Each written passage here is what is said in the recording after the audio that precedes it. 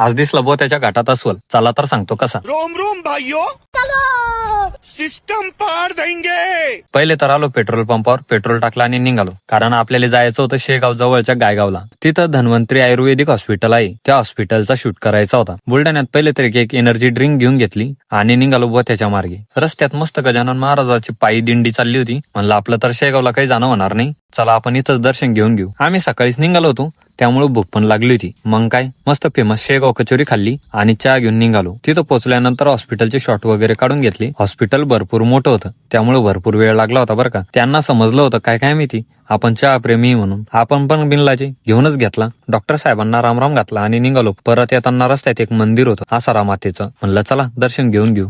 एकदम भारी देवस्थान होतं. मस्त दर्शन वगैरे घेतलं आणि निघालो. परत येताना बुवा त्याच्या घाटात डायरेक्ट अस्वल दिसला ना भाऊ. पण नंतर समजला हा तर आपलाच बाई आहे. बुलढाण्यात आल्यावर परत एकदा नाश्ता करून घेतला. आपलं कसं आहे जिथं जाऊ तिथं खाऊ. आम्ही निघतो घराकडं, तोपर्यंत तुम्ही घ्या फॉलो करून.